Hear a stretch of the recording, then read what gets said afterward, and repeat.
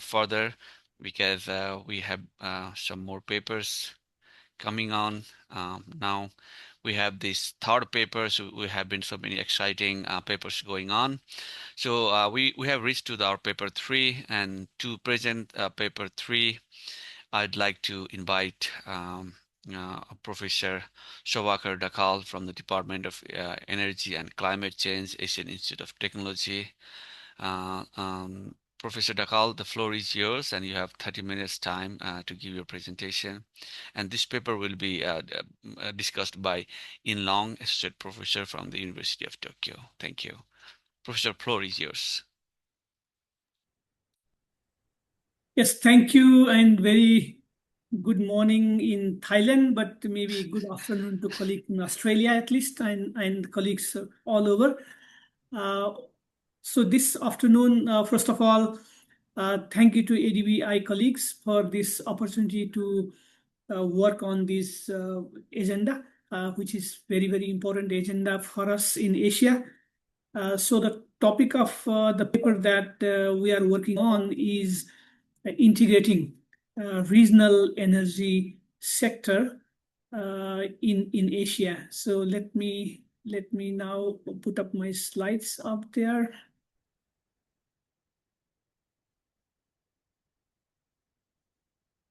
Just to make sure that you can see my slide. Can you confirm that you see my slide? Yes, we can. Yes, we can see. Thank you. Thank you so much. So the title of the paper that we are working is Integrating Regional Energy Sector in Asia. Since the energy sector is quite broad, we are trying to focus on electricity sector and around Southeast Asia and South Asia, where lots of things has been happening, and I look forward to your feedbacks and comments also. What this paper is trying to do is to look at the imperatives for regional energy cooperation and integration from the regional perspective. And in order to make a case for that, the paper really starts with emerging Asia's dilemma, especially the excess deficit of energy, the widening, not converging, I'd say, the energy economic coupling, and also some of the energy security and clean energy imperatives. So in that context, I'll try to explain and elaborate on why regional energy cooperation is the cornerstone to meet these multiple goals for the Asian countries. Then I'll try to also explain what has been happening in the region, what kind of lessons we are drawing from the existing cooperation in energy, electricity especially, and the integration, where has been some successes and what are the barriers. I'd argue that we have had some successes, but there are still lots of barriers, especially to scale and to give a speed to this integration. Then at the end, I'll end by saying few words about what it takes to accelerate regional energy integration to bring that scale and speed. So this is our overall structure of the paper. I'm going to show many slides, hoping that these numbers will generate ideas and stimulate discussion. But I'll try to do that within my assigned time frame of 30 minutes. We have seen that SDG progress of SDG 7, which deals with energy, has been slow.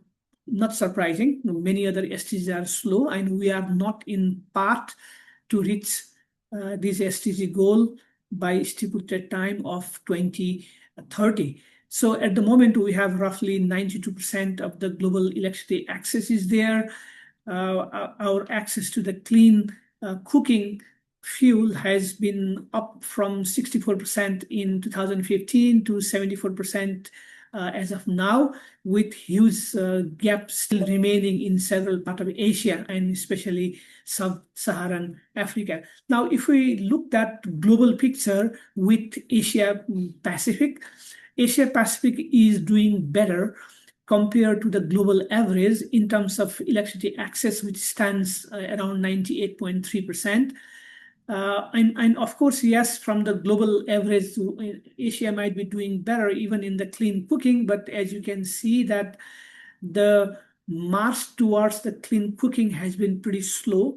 So by the year 2022, we hardly have 78% of the population with access to the clean cooking.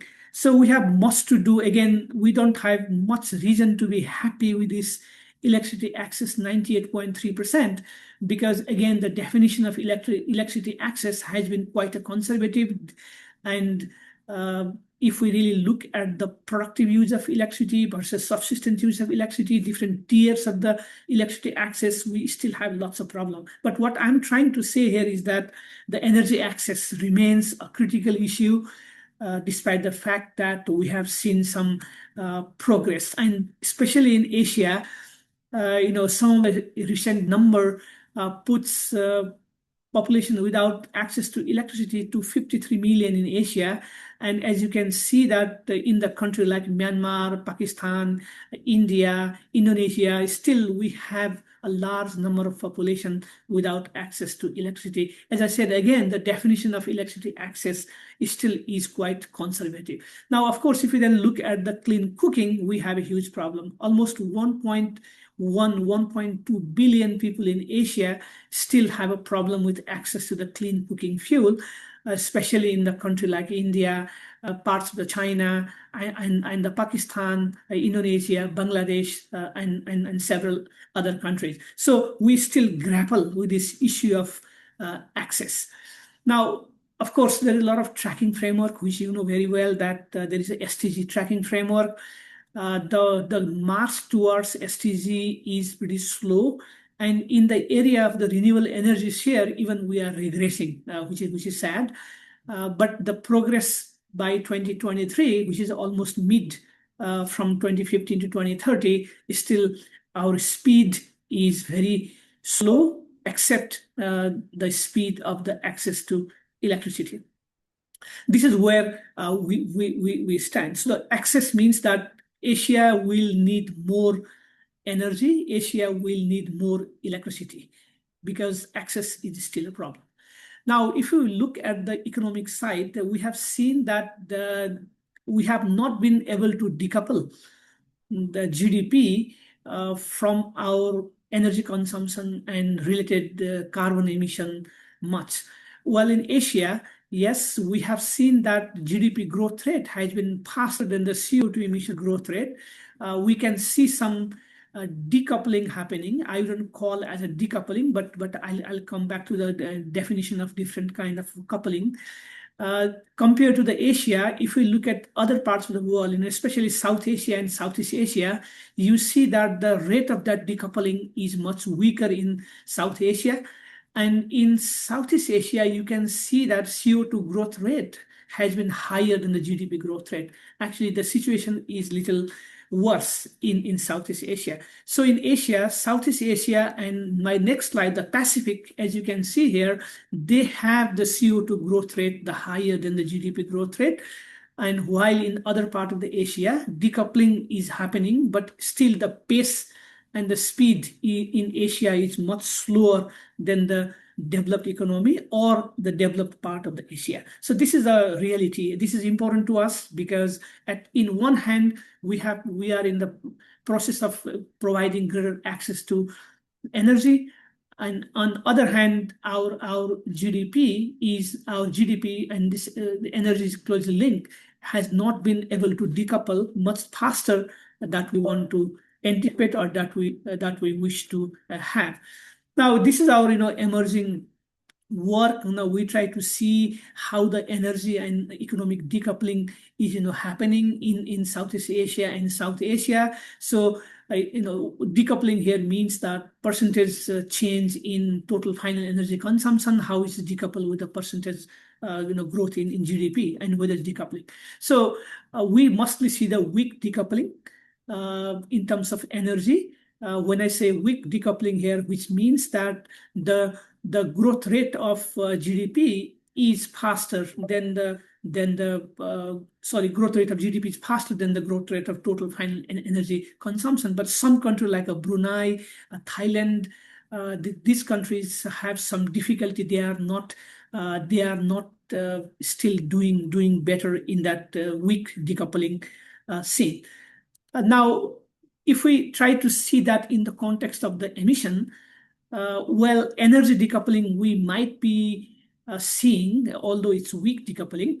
But when we try to look that into the emission, the CO2 emission, then we see that we are actually not performing better. Actually, our CO2 emission from energy is not being able to decouple much. So we still have much to do. And the problem here is that as we progress economically, that energy economic decoupling and the fuel switching to the renewables by having less energy intensive, less carbon intensive fuel, that shift we need to be much faster, and the pace has been much slower than what we like to see, what we like to have in the region.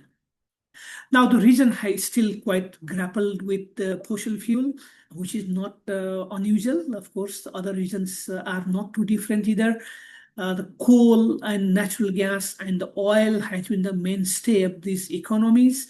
If you look at the ASEAN member states, 10 countries, we still see that still the role for renewable is still less. Of course, in some countries like Myanmar, Laos, PDR, some country and some Philippines, we do have higher share, but again, in the country like Brunei Darussalam, Indonesia, Singapore, as you can see, that highly energy, highly carbon intensive, fossil intensive energy system. And South Asia also remains. If we look at the electricity system in particular, it's very much coal dependent, very much fossil fuel dependent. Still, the region is struggling, except in the country like Myanmar or the Laos PDR. There is still lots of problem in regarding switching to the low carbon electricity system in the region.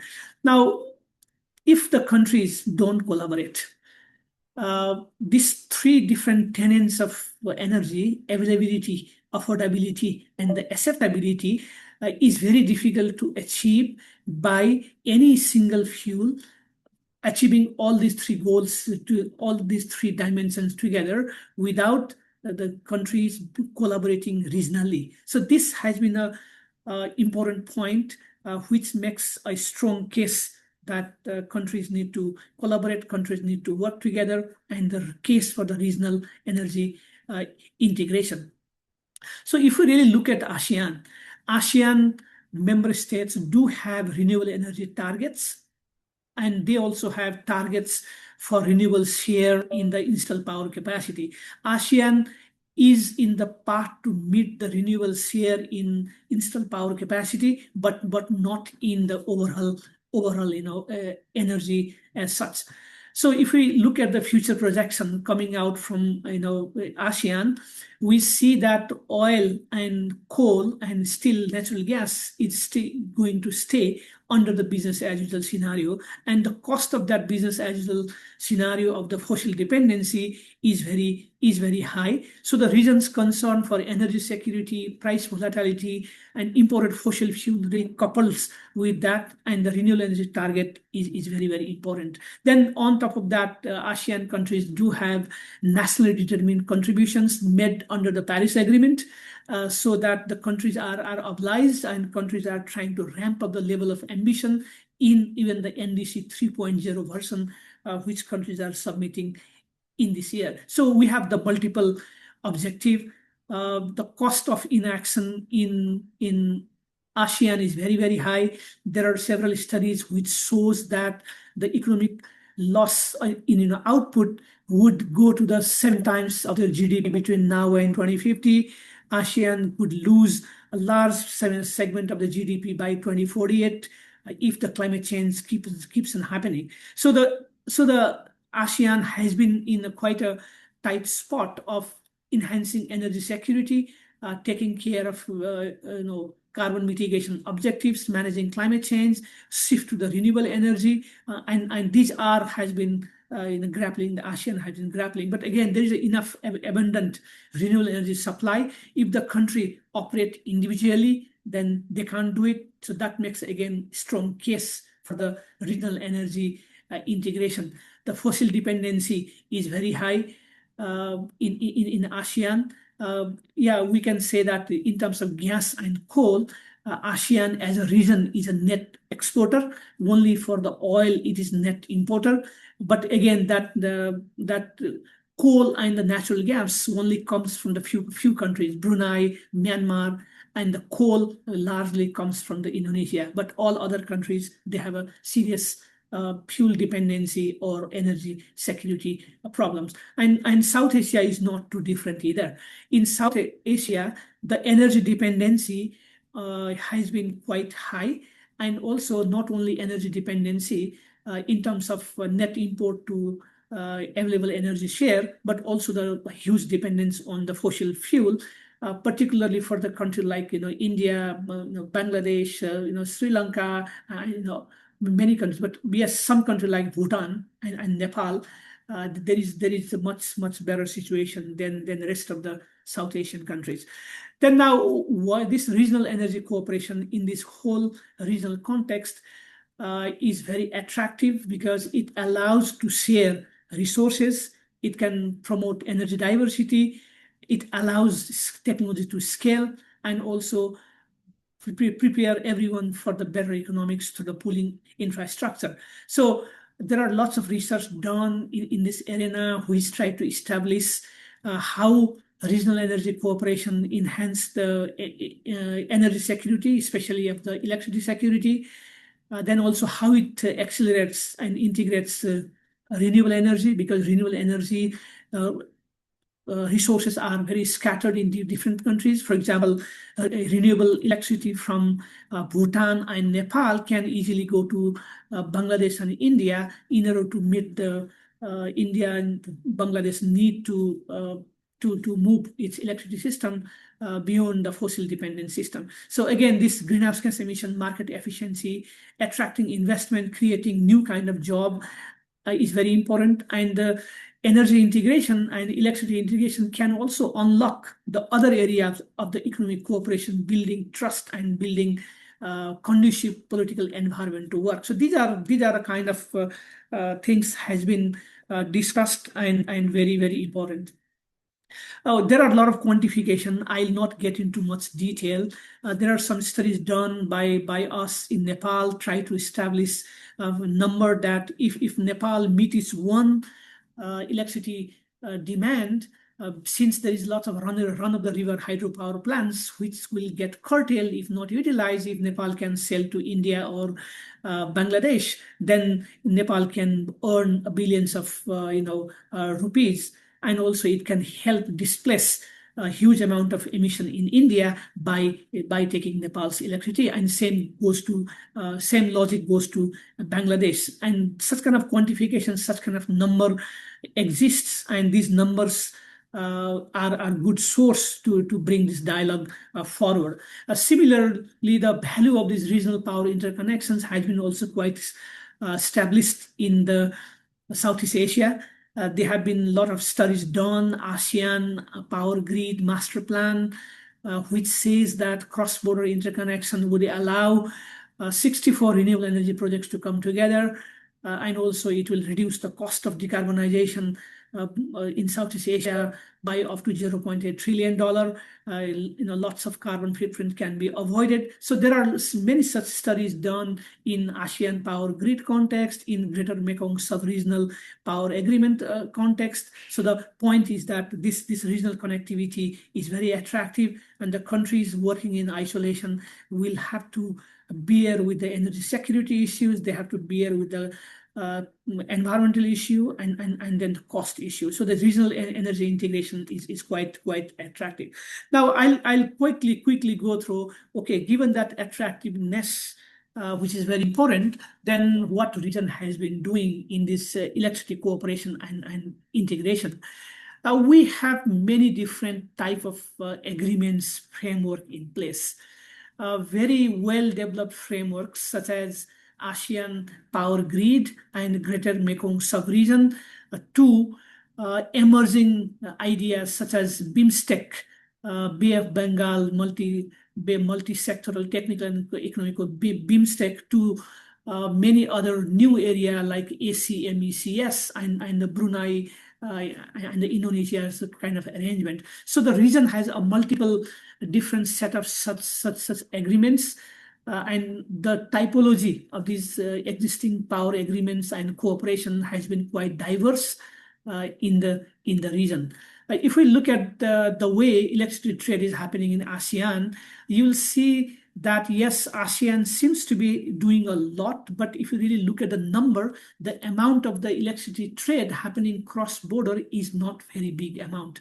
Out of the ASEAN's total electricity generation, hardly 3% has been traded, and largely between Laos and Thailand has been one of the big number, and then small amount here and there. But some of the big number is happening is between Laos and Thailand. But of course, in the small amount, a lot of things are happening in the region, which I'll try to quickly go through. The good news for the ASEAN context is that Southeast Asia has a very well-developed regional mechanisms under the ASEAN Power Grid and GMS, Greater Mekong Sub-Region cooperation. I'll not get into detail, but they have a framework agreement, they have a different level of engagements, they have a system in place, and they have quantified and they have identified how many transmission lines would be needed to really meet the objectives of the ASEAN Power Grid. At the moment, there are several export transmission interconnections are there, but this 18 interconnection has been identified as a priority. I think Asian Development Bank is very much involved with some of these discussions. Recently, out of these 18 key interconnections of ASEAN Power Grid, 9 has been completed, and the others are in process. There's a lot of financial framework and others are very important to move this forward. The ASEAN has quite a strong governance structure it has built, unlike the other regions, for example, South Asia. Then I mentioned about the Greater Mekong Sub-Region. In the Greater Mekong Sub-Region extends to China also, not only some of the ASEAN member countries. It connects to the Yunnan province and the Guangxi Autonomous Region of China. It has also long established approach, which was led by the market-based, IPPs-based approach in the past. ADBI was actually one of the major supporter, and the trust come from ADBI in order to make this Greater Mekong Sub-Regional Power Trade Agreements. Lao PDR plays very important role there, but because it has a lot of hydro, then they already have started doing lots of export and import there. But again, as I said, that the amount is still much smaller. But the GMS is quite established. They have several transmission line in a place, and they have a plan to expand and extend. One very important kind of a power trade agreement has evolved in last few years is going beyond bilateral to the multilateral. So we had a LTM, Laos, Thailand, Malaysia power integration project, which operated in trilateral fashion, but now that has been extended to Singapore. Now we have a so-called LTMS mechanism, Laos, Thailand, Malaysia, and Singapore, 100 megawatt from the Laos is being supplied to Singapore, wheeling through Malaysia and Thailand. So that is one of the very unique multilateral kind of arrangement. Before, despite we have multilateral arrangement for the networking and the transmission system development, the trade has happened only bilaterally. But first time this kind of multilateral trade wheeling through other countries has happened in the region. Of course, it takes a lot of things to do that. It requires a lot of different kind of agreements. I'll not get into too much detail of that different level of agreements, which are very good lessons to other regions trying to do the same thing. But there are a lot of different arrangements. Then we have a emerging two small initiative. I'd say this is still under development. Brunei, Indonesia, Malaysia, Philippines Power Integration Project, and these four regions, Myanmar, Thailand, Laos, Vietnam, Cambodia, coming together, saying ACMECS, long acronym. So they are also now shaping up different electricity connection programs in the region. And one important one is a BIMSTEC. The 7 member countries signed the agreement in Kathmandu in Nepal in 2018 for a regional framework agreement on the grid interconnections. Now a lot of things are happening.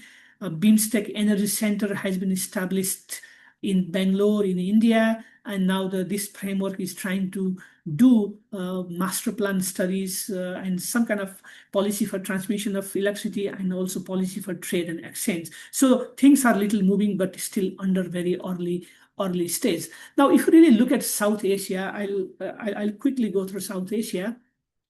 We'll see in South Asia that India is one of the big actor in South Asia with a huge electricity generation, electricity demand. Now, but India do have back and forth import and export between Bhutan and Nepal. So India is a net exporter, but India has an import-export relationship with Bhutan and Nepal. Now, if you look at Bangladesh still imports lots of electricity from India because Bangladesh energy needs are not met, and difficulty to have resources in Bangladesh. In Nepal, it's a very electricity generation itself is very small, but the Nepal exports electricity to India, but also Nepal also imports from India during the dry season. So the region has been doing a lot of trade. Even Pakistan imports some electricity from Iran. So the region in South Asia has been doing, and they have also some transmission capacity. I'll not get into very much detail, but this gives you some of the numbers about this transmission capacity, which needs to enhance given the fact that the region has lots of potential to move forward. And especially in South Asia, this BBIN region, Bhutan, Bangladesh, India, and Nepal, they are in very close proximity, and there has been a lot of talk about BBIN cooperation. And there has been some positive developments. Nepal is trading power to Indian Energy Exchange to India. Long-term bilateral agreement has been signed between Nepal and India, and also from India and Nepal and Bangladesh. For the first time, Nepal and Bangladesh agreed to do a 25 years long-term agreement to export 40 megawatt from Nepal to Bangladesh, wheeling through India. And we had also now, very interestingly, trilateral agreements between Nepal, Bangladesh, and India in order to make this happen. But there are a lot of strategic factors. Good Bangladesh-India G2G relations must to build the BBIN arrangement. Political stability in Nepal and a smooth supply of hydropower is very important. Stable India-Nepal relations is necessary. India playing central role to facilitate the whole process and willing to facilitate is very important. And there is huge addressing market risk because India is a single big market. So all these risks need to be addressed in order to make that Bhutan, Bangladesh, India, Nepal BBIN arrangement to work. I already mentioned that similar to LTMS mechanism, Laos, Thailand, Malaysia, and Singapore in Southeast Asia, for the first time, Nepal, Bangladesh, and India signed the power agreement to sell 40 megawatts from Nepal to India, wheeling to Bangladesh, wheeling through India in certain time of a year. This is much positive kind of arrangement that we have seen in the region. So if I have to quickly look at what's happening in the region, just a high level summary, ASEAN is moving forward. They have high prospects. They could move much faster than what is happening, but they are moving forward and they are much more developed in terms of regional mechanism than the rest of the other part of the Asia. Greater Mekong sub-region already established. They are struggling to step up, but they are kind of stable, but they need to do more.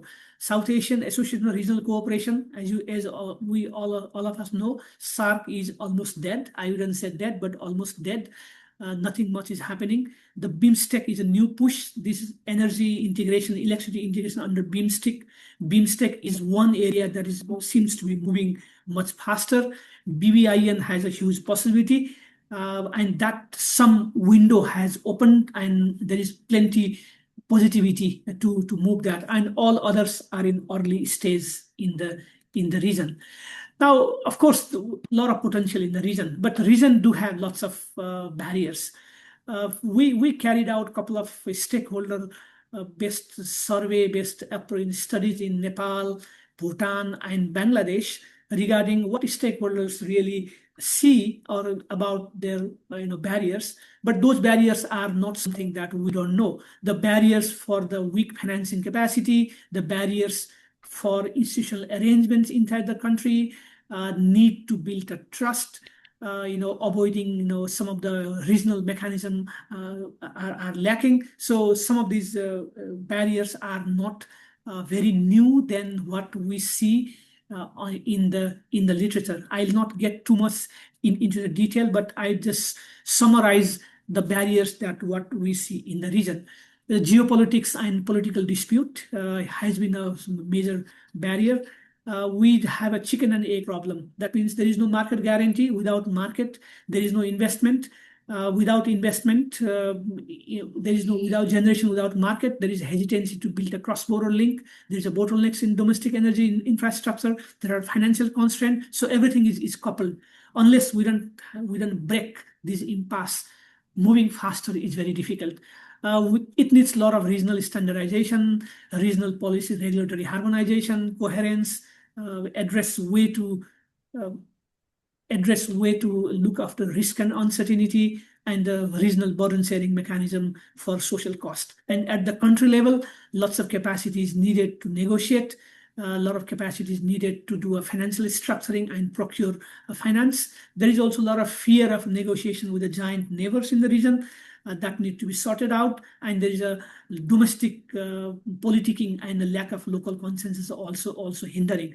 And importantly, there is an absence of the competitive regional market. So far, there is so much reliance on G2G, government to government one, which is always prone to the geopolitics. Unless we build much robust stakeholder linkages, G2G alone would not move much forward. And of course, there are institutional constraints. So having seen all these things, let me say in quickly few minutes where I see we need to accelerate and what it takes to accelerate this regional energy, especially electricity integration. The one important idea is that we have to think beyond interconnections. We have to think about deeper regional integration. If we think just the interconnection between two countries and the physical infrastructure of interconnection, it doesn't move to the next level where we need the deeper regional integration. So need to move from this bit of a simplistic thinking of interconnection to the deeper regional integration is very, very important. And the second important part is to build a regional trust and the political will. Now, how to build a political and this kind of trust and political will? Now, a well-structured but independent dialogues across multiple stakeholders are needed. The region is relying, especially South Asia, is relying too much on G2G. a lot of different actors need to work together. Investors forum, private sector, research institutions, social actors, prominent personalities, media networks. So we have to create a multi-layered networks in order to get over potential risk of only G2G based approach. So there are also in some big countries need to play a central role. For example, Thailand playing central role in Southeast Asia, and for example, India playing central role in South Asia.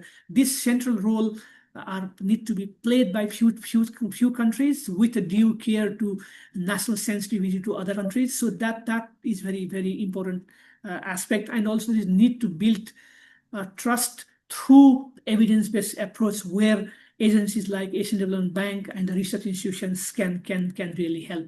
A third important point is to develop regional mechanism. Unless we don't set the regional targets, unless we don't create a regional clear mechanisms, it's very difficult to move the domestic policies. So regional mechanisms need to be strong, right? So that in Southeast Asia, in the ASEAN framework, they are doing much better, but that is not happening much in the same way in South Asia. So how to move forward the regional mechanism, this is very important because we have to put a lot of things into practice: pricing model, market integration, regional infrastructure, financing them, taking care of risk. These are very important aspects. Then of course the market facilitation, infrastructure financing. Infrastructure financing is very important. That's where the role of institutions such as ADB is very important. ADB could play a very backbone of this entire energy sector integration activities in Southeast Asia and South Asia. ADB is already performing, we know, but I think much more things need to be done. Then we need to plan and develop cross-border transmission infrastructure. For that, regional investment framework is needed. Group of utilities across the region need to work together. We have to deploy many short-term, no-regret options, but the planning for the long run. So there are a lot of technical issues also, frequency, harmonization, a couple of other things that need a regional approach. Also, to move forward, domestic policies need to be fixed. Well, regional framework is needed, but the domestic policies need to be aligned to the regional power trade. And there are different entry points in these countries to move forward. And renewable energy install capacity need to increase in the region. More regional install capacity will allow also the flexibility for moving this area further. And last but not the least, building few demonstrable good models are very expensive. Region sometimes confused about what can be done, risk in the market. So unless we demonstrate few good models, it's very difficult to move forward also. So few interesting good models is something that we need to push. So let me now summarize. I think I took a little more time than I expected. What I wanted to say and reflect in this paper is that energy and growth are strongly coupled. Issue of energy access still is there. We are much slow in reaching all the SDG goals. The current pathways scenarios are not very good. They will lead us into the high fossil dependency, and the clean energy is must to decouple energy from environment and other aspects. So for that and many other reasons, regional energy cooperation is must. It can enhance lots of things: region, cost, efficiency, investment, job creation, and unlock bigger area of cooperation. We have seen success in the region. Region is moving forward, but the pace is slow. ASEAN region is moving much faster than the rest of the region. The scale and speed are needed, and key bottlenecks we need to be able to address. So there are still many barriers, right from geopolitics to the lack of trust, to the infrastructure gap, to the regulatory incoherence, lack of finance, lack of standardization, lack of mechanism to address social cost, all the chicken and egg problems. So we have several barriers, and these barriers need to be addressed, but there are ways to address these barriers. Then something that could be done, few important to really move forward, few important things is to trust building, fostering political will, build regional goals and targeted regional mechanism, demonstrate through the pilot projects, moving from bilateral to multilateral, moving from G2G to more private sector led approach, more market-based led approach. So these are some of the things that can be done, that need to be done if we really want to move forward for regional energy integration. Thank you so much. Let me stop here. Thank you, Professor Dhakal, for your wonderful comprehensive presentation. And yeah, we are a bit over the time. Sorry, Professor Long. So now I would like to give you 10 minutes to do the discussion. Thank you. Okay, thank you. I will try to go quick. So it's my pleasure to join the sessions, and I want to first thank Professor Dhakal for the very rich and careful presentation. So when we asked about Asia's energy transition, so one thing is absolutely clear. The region does not have the luxury for the separating energy security and sustainability. And in many ways, and these two agenda has collapsed into one. So if you cannot secure your energy supply, you cannot stabilize your economy. And if you rely too heavily on the fossil fuels, especially imported fuels, then the security may be the fragile and unsustainability become unavoidable. So what strikes me most in the professor's presentation is the way he can capture this tension. So Asia is the world's fastest growing energy region, and its energy and the clean energy expansion is lagging behind demand. And this creates very uncomfortable realities because the countries are pushed to rely on whatever is available immediately, and often cost and importing gas, and while they publicly commit to decarbonization. So the first point I want to emphasize is that regional integration is not a nice to have environmental options. It's increasingly part of energy security strategy. So this also Professor has mentioned the Nepal, India, Bangladesh hydropower arrangement, which launched in the 2025. It's simple but powerful.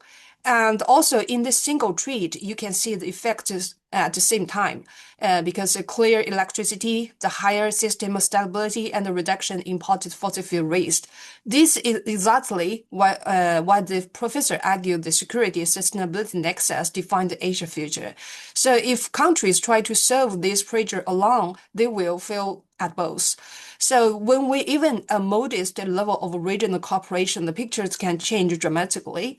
And the second point I want to build on this idea is multi-speak Asia. So it's something we absolutely know because it's become much clearer when you look at regional energy in energy situations.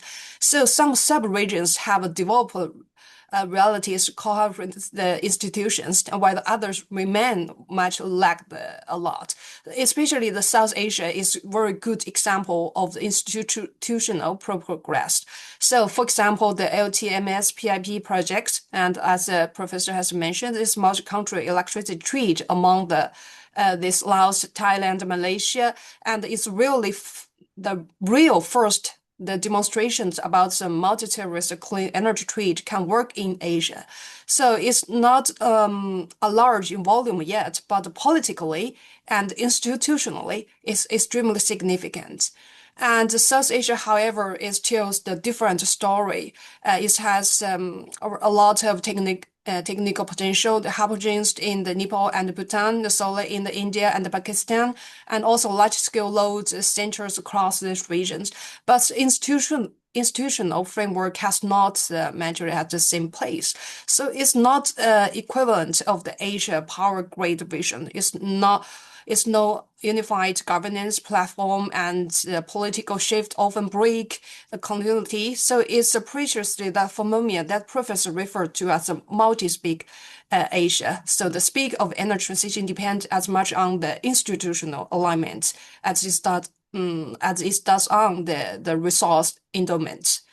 And the third point is the rely on, because today is what the context, really the center of his argument is the bottlenecks in Asia is a structural, not a technical.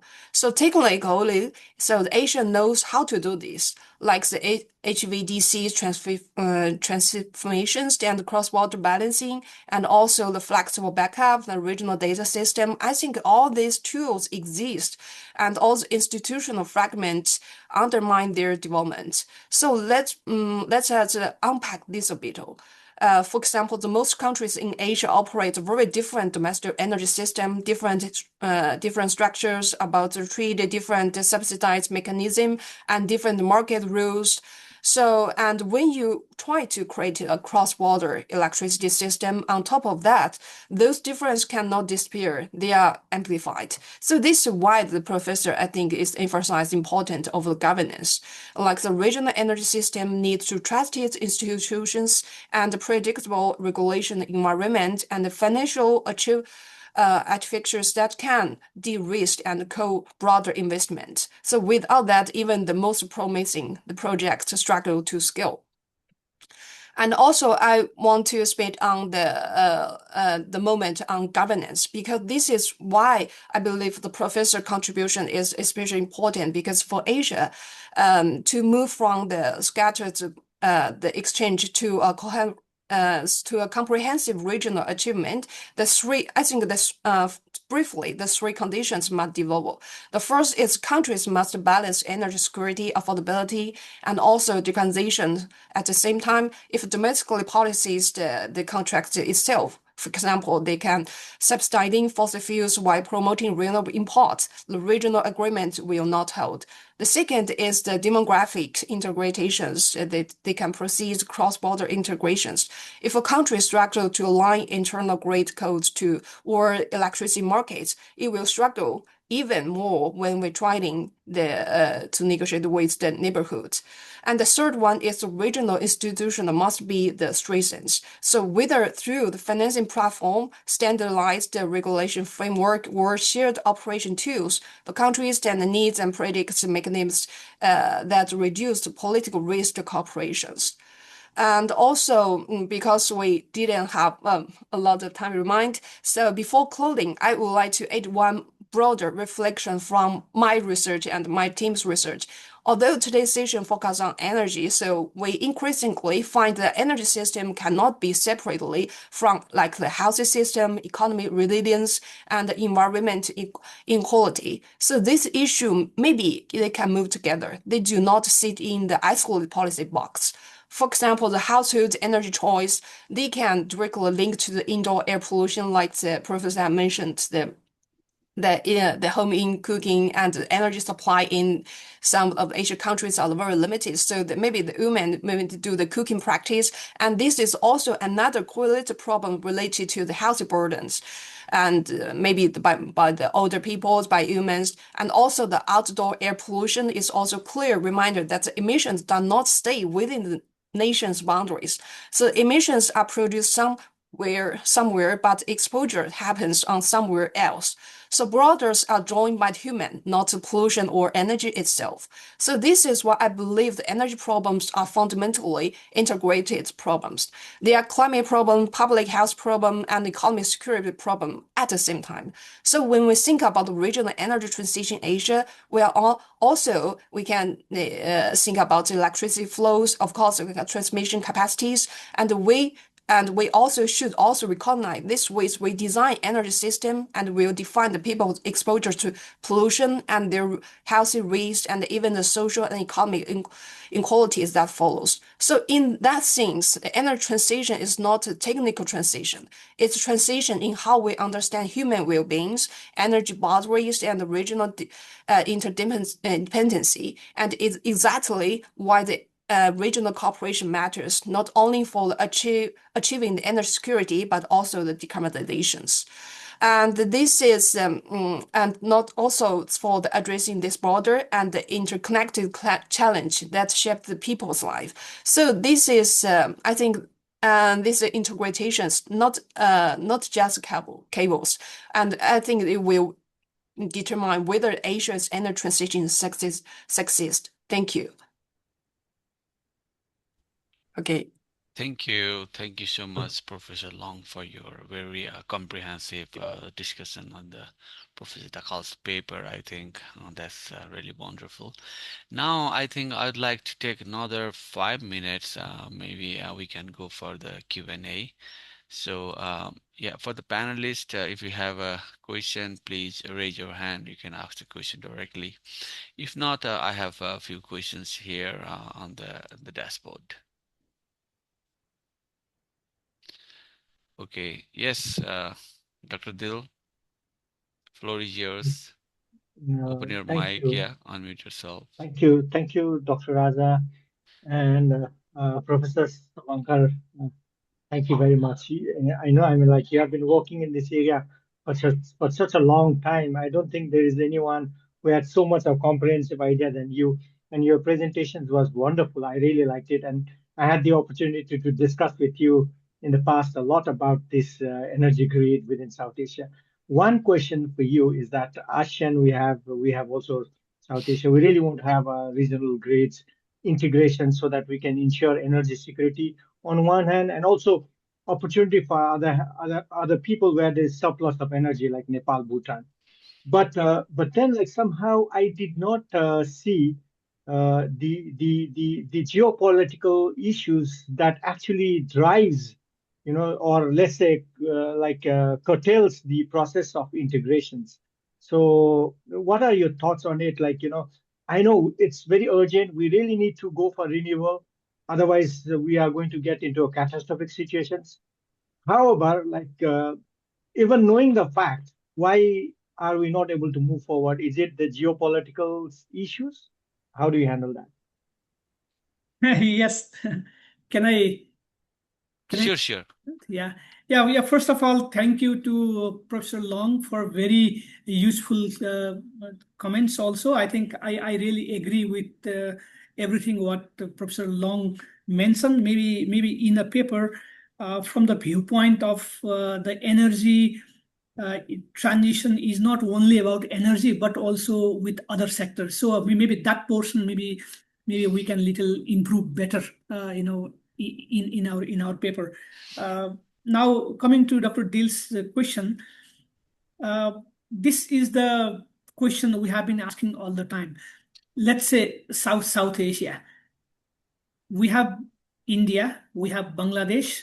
Bangladesh has an acute electricity shortage with a very resource limitation, and all depends on the fossil fuel. India's power sector very much depends on the coal-based system.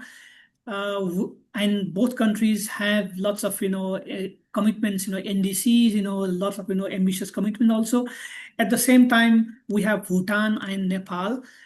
Bhutan can produce up to 20 gigawatt in that range. Nepal can produce up to the 40, 45 kind of gigawatt.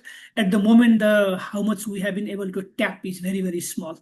Very small fraction, single digit fraction of what can be done. So, but still the question is that why it is not happening in the region, and also why not is moving faster in other regions. So often we find that working mechanism, regional mechanism is needed. Investment mechanisms are needed.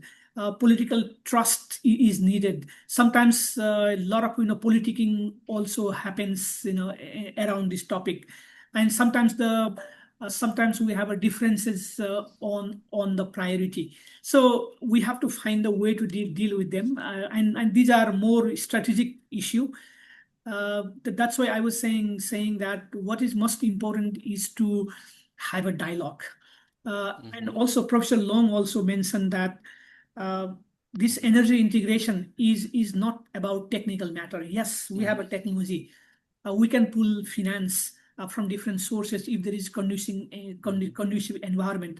But it's more about pulling people together. It's more about governance. It's more about regionally bringing people together, showing people where are the costs, where are the benefits, and then engaging a multi-strata multi-strata, not only G2G. I think answering Dr. Dill's question also is that maybe the problem is that we have too many G2G mechanisms. So the private sector need to build in, investors need to build in. So unless the private sector and investor don't build into the process, then only G2G invites lots of differences. So I think, but I'm very hopeful of the new multilateral cooperation that has happened in the region. As Professor Long was also mentioned, LTMS mechanism, Laos, Thailand, Malaysia, and Singapore, multilateral arrangement between Bangladesh, India, and Nepal, the 40 megawatts. That these are the good success cases to move forward, so that we can do much big things. Yes, thank you. Thank you so much. Look, so we also have I can see the hand raised by Dr. Nawang. Yeah, please unmute yourself and open your camera.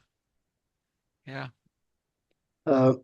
Once again, thank you very much for your excellent presentation. I personally learned a lot. I'm also one of the big fan of this on this topic, and I always introduce myself as a rising energy economist. But I have 3 comments, but I'll make it very quick. First, in your presentation, I would like to request to include a comprehensive discussion on incentives for regional cooperation and integration of the power sector. This is something that sometimes the politician tends to miss out. Some of the points you have already addressed, for example, externality, but if you bring it as an incentives, that the message may be clear, including NDC as well. The other thing I thought you missed out was something there is also potential to discuss on cross-border electricity pricing mechanism. And the way right now it is happening is one, especially the problem with the bilateral negotiations.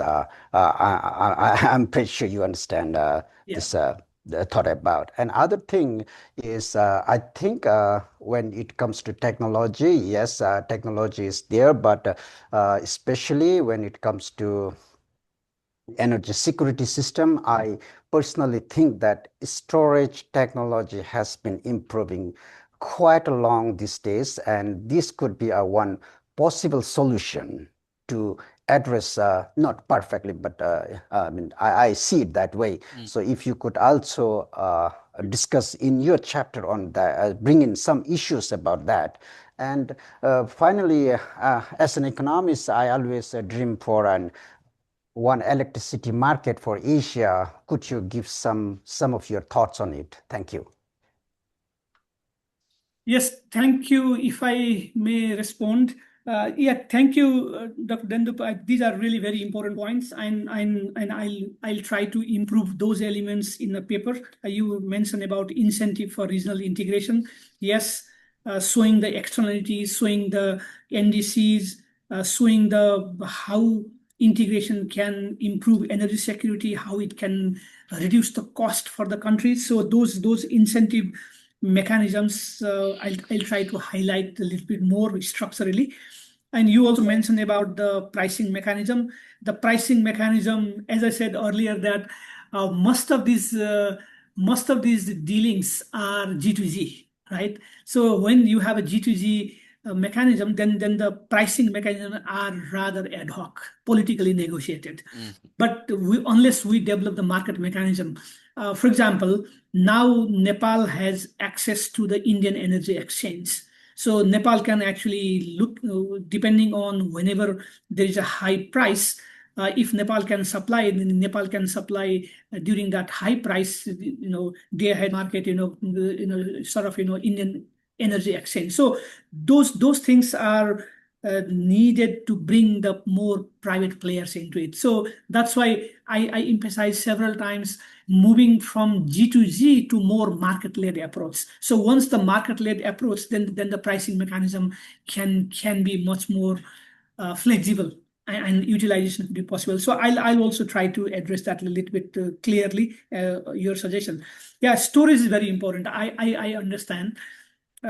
Storage projects, storage is very important from 2 angles. One is the variable electricity, and the price of the utility scale battery storage is coming down, and that is going to play a very, very important role in the future. And the second type, that's also in Southeast Asia, and the second type of storage in South Asia is reservoir-based hydropower plants. If you know very well that in a country like Bhutan and Nepal, most of the hydropowers are so-called run-of-the-river hydropower projects. They are not the storage projects. So there is also pump storage and different kind of storage kind of projects.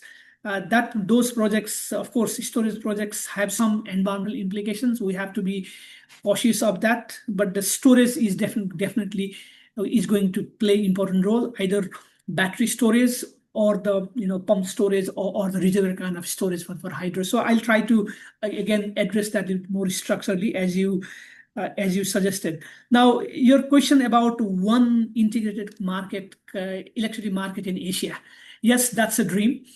That's a dream, but that dream is something not impossible dream. Because we have a couple of sub-regional discussions going on.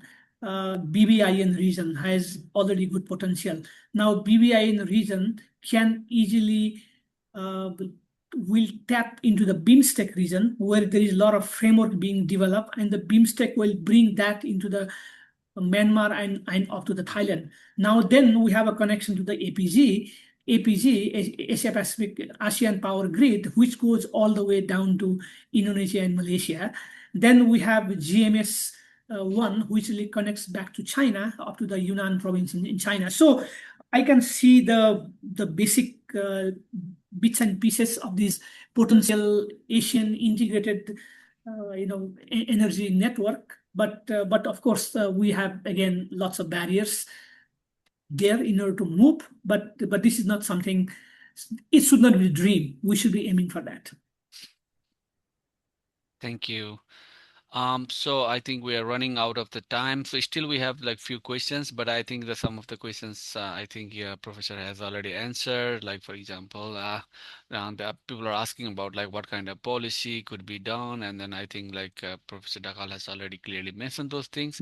But then also I think we can pass on that question to you so that you can write the response or like try to at least mention them in the chapter. I think when you modify it further.